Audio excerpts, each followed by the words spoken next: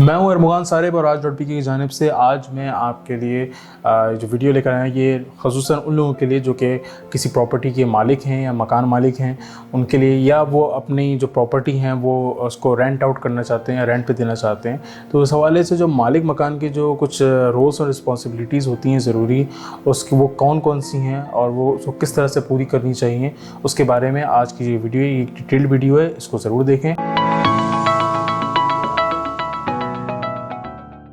अगर हम रिस्पॉन्सिबिलिटीज़ की बात करें तो यहाँ पे दो तरह की रिस्पॉन्सिबिलिटीज़ होती हैं जो कि मालिक मकान पे आयद होती हैं। पहली ये कि वो जो पहली रिस्पॉन्सिबिलिटी है वो किराएदार से मुतल्लिक है, और इसके अलावा दूसरी रिस्पॉन्सिबिलिटी है वो जिस प्रॉपर्टी में वो किराएदार रहते हैं या वो मालिक मकान जिस प्रॉपर्टी में रहता है उससे मुतल्लिक है। तो अगर हम किराएदारी से मुतल्लिक जो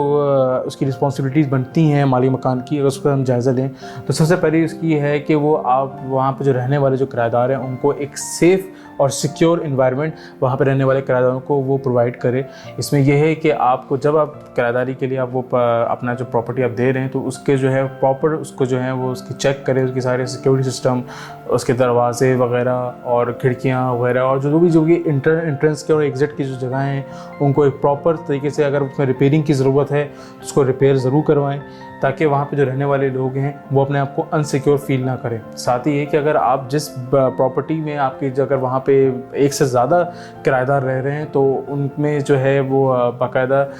किसी को भी जो है वो एक्सेस किसी और के पास नहीं होना चाहिए। इस बात का आप ज़रूर ख्याल रखें। और साथ ही ये कि अगर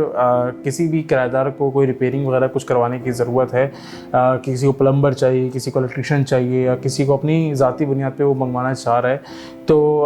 वो उसको आप मना करें उसमें, क्योंकि ये ज़िम्मेदारी आप पे आयद होती है। आप उसको अपने पर्सनल प्रेफरेंस के तौर पे आप जो है या अपनी पर्सनल रिकमेंडेशन पे आप किसी को बुलवाएं और वहाँ पे आके काम करवाएं। इसमें यह है कि आप टेनेंट के ऊपर ना बोलें कि वो अपने तौर पे काम करवाएं इसको। इसके बाद जो दूसरी रिस्पॉन्सिबिलिटी आयद होती है किराएदारी के हवाले से मालिक मकान पे, उसमें यह है कि वो अपने जो रहने वाले जो किराएदार हैं उनको तंबीह करे कि वो वहाँ पे जो एक इन्वायरमेंट, एक पीसफुल इन्वायरमेंट है उसको वो वहाँ पे बरकरार रखें। साथ ही वहाँ पे जो है उसकी जो उस प्रॉपर्टी की जिस प्रॉपर्टी में वो किराएदार रह रहे हैं उसको वो साफ़ सुथरा रखें, उसकी जो है वो जो बेसिक क्लीनिक्स है, उसकी जो क्लीननेस है वो उसकी साफ़ सुथराई का वो ख्याल रखें उसमें। और आमतौर पे लोग ये करते हैं कि वो कचरे वगैरह फेंकते हैं तो गलत जगह फेंकते हैं और उसके साथ तो ख्याल नहीं रखते, तो ये रखना भी ज़रूरी है। लेकिन इसमें यह है कि इसके बावजूद भी अगर वो कर भी लें तो आपको भी चाहिए कि अपने ज़ाती तौर पे आप मालिक मकान हैं उस प्रॉपर्टी के, तो आपको जो है वो जगह की साफ सुथराई का आपको भी उसको रोज़ाना की बुनियाद पे या हफ्ते की बुनियाद पे आपको ख्याल रखना चाहिए। इसके बाद जो तीसरी जिम्मेदारी आती है मालिक मकान की किराएदार के हवाले से, उसमें यह है कि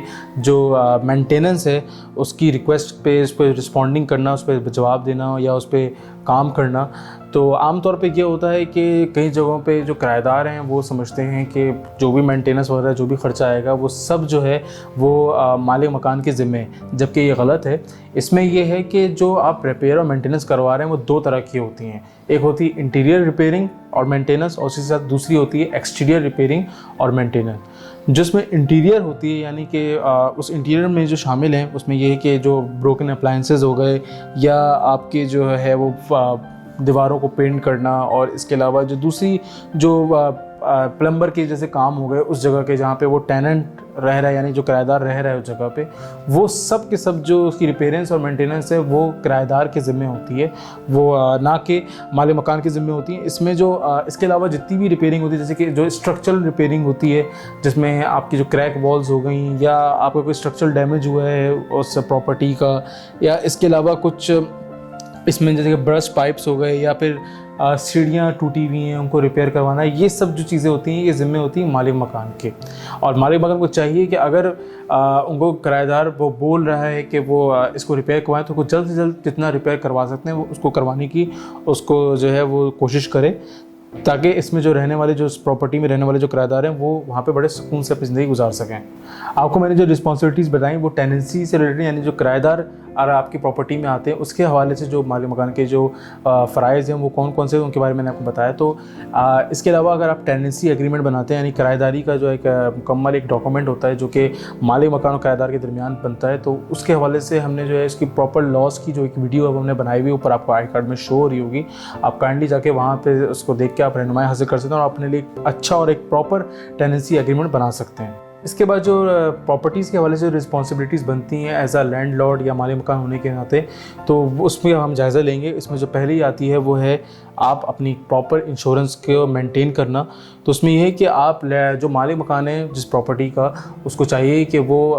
उस प्रॉपर्टी से हवाले से वो एक प्रॉपर उसकी इंश्योरेंस करवाए, ताकि अगर कोई नेचुरल डिज़ास्टर आते हैं या कोई आफत वगैरह कुछ तरह की चीज़ें आ जाती हैं, जैसे ज़लज़ला वगैरह आ गया या कुछ और हो गया,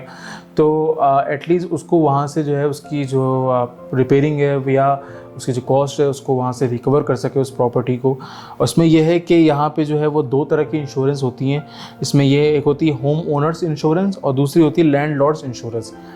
ये दोनों इंश्योरेंस सुनने में एक जैसी लगती हैं, लेकिन इनमें कुछ डिफरेंसेस हैं। जो बुनियादी डिफरेंस है वो आपको मैं बता देता हूँ। इसमें जो होम ओनर्स का जो इंश्योरेंस प्लान होता है वो इस तरह डिज़ाइन किया जाता है कि वो प्रोटेक्ट करता है जो पर्सनल, जहाँ पे आपकी रेजिडेंस होती है, यानी कि जहाँ पे आपकी ज़ाती रिहाइश होती है वहाँ को, और उससे जो बिलोंगिंग जो होती हैं आपकी एज अ पॉलिसी होल्डर, आपकी जो भी उससे जो बिलोंगिंग चीज़ें होती हैं उसको कि कोई भी डैमेज होता है उसको रिकवर करने के लिए आपका ये होम ओनर्स इंश्योरेंस होता है। साथ ही साथ अगर हम इसकी लैंडलॉर्ड्स इंश्योरेंस की बात करें तो उसके अंदर क्या होता है कि जो पॉलिसी होल्डर्स की जो इन्वेस्टमेंट लगी हुई होती है किसी proper as a property owner, उसको वो सेफ करता है। इसके बाद दूसरी जिम्मेदारी आती है, वो आती है प्रॉपर्टी टैक्स के हवाले से। आप एक प्रॉपर्टी के ओनर हैं और आप पे जो है वो प्रॉपर्टी के जो एज अ लैंडलॉर्ड यानी मालिक मकान होने के नाते कुछ प्रॉपर्टी टैक्स लागू होते हैं। तो आपको चाहिए कि आप उन प्रॉपर्टी टैक्स की जो है वो बर वक्त अदायगी करें, ताकि आने वाले जो मुस्तक़बिल में आपको किसी किस्म की कोई प्रॉब्लम से आपको दो चार होना ना पड़े। इसमें यह है कि जो आपके टैक्सेस बनते हैं, अगर आपने अपनी प्रॉपर्टी को रेंट पे दिया तो उस पर कुछ रेंटल कुछ टैक्सेस बनते हैं, वो भी आपको चाहिए कि अदा करें। इसमें ये होता है कई दफ़ा ऐसा भी होता है कि वो कुछ टैक्सेस जो होते हैं वो जो रहने वाले किराएदार है उस पर कुछ लागू होते हैं, तो वो उसकी अदायगी कर रहा होता है, और कुछ जो होते हैं वो लैंडलॉर्ड पे लागू होते हैं तो वो उसको अदायगी करनी पड़ती है इसमें। और अगर आप अपने जो प्रॉपर्टी है उससे आप एक इनकम आप जनरेट कर रहे हैं मंथली बेसिस पे रेंट पे ही देके, तो उस पे जो आपकी जो है वो इनकम टैक्स जो है वो भी लागू होता है। तो इस चीज़ को भी आप ज़रूर चेक करें। अगर उस पर वो लागू होता है तो आपको चाहिए कि आप उसकी भी अदायगी ज़रूर करें। इसके बाद जो तीसरी जिम्मेदारी आती है वो आती है कि आपकी जो प्रॉपर्टी से रिलेटेड जो भी यूटिलिटी बिल्स हैं उसकी अदायगी। आमतौर पे यही होता है कि जो भी अगर आपने किराएदार अपने प्रॉपर्टी में अपने रखे हुए हैं तो उन पे ही लागू होता है कि वो सारे जो यूटिलिटी बिल्स हैं, इसमें पानी बिजली गैस के जो बिल्स हैं वो वही अदा करें।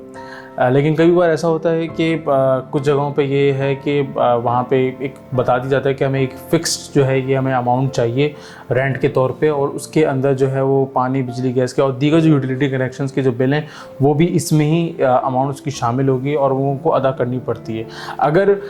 फिर मालिक मकान को अदा करनी पड़ती है, और अगर मालिक मकान जो है वो उस टाइम पर अदा ना करे और वो उस पर वो सरचार्ज वगैरह लगता है, और कई दफ़ा मसला ये भी आता है कि यूटिलिटी कनेक्शन जो है वो काट दिए जाते हैं जो कि अथॉरिटी जो अथराइज उनकी जो अथॉरिटीज़ होती हैं, ऑफिसर्स होते हैं उनकी तरफ से। तो फिर ये क्या होता है कि एक तरह से ये टेनेंसी एग्रीमेंट की खिलाफ वर्जी होती है। तो इस चीज़ का ज़रूर ख्याल रखें। आमतौर पर यही किया करें कि जो टेनेंट आपके यहाँ रहने आ रहा है, यानी जो किराएदार आपके घर में रहने आ रहा है, वही जो है ये सारे यूटिलिटी बिल्स को पे करे। और अगर आप वो नहीं पे कर रहा या उसने ये एग्रीमेंट में शामिल किया हुआ है कि आपको पे करना है, मैं आपको एक फ़िक्स अमाउंट दे दूंगा, तो आपको चाहिए कि आप यूटिलिटी बिल्स की बर वक्त अदायगी को यकीनी बनाएं। उम्मीद है आपको आज की वीडियो से रहनुमाई मिली होगी। अगर आप किसी प्रॉपर्टी के हवाले से या प्रॉपर्टी के मसाइल के हवाले से किसी किस्म की भी आप तफसीलात जानना चाहते हैं और उनके सोल्यूशंस जानना चाहते हैं, उनके हल जानना चाहते हैं, तो हमारे दिए गए नंबरों पर ज़रूर रब्ता करें। हमारे नुमाइंदे इस बारे में मज़ीद तफसीलात हासिल कर सकते हैं। इसके अलावा आप हमारे यूट्यूब चैनल को सब्सक्राइब करें और साथ बेल आइकन ज़रूर प्रेस करें, और अगर ये वीडियो पसंद आई तो उसको लाइक भी ज़रूर करें, और साथ ही हमारे सोशल मीडिया पेजेस को भी फॉलो करना ना भूलें। ताराज.pk, जहाँ ज़मीन वहाँ हम।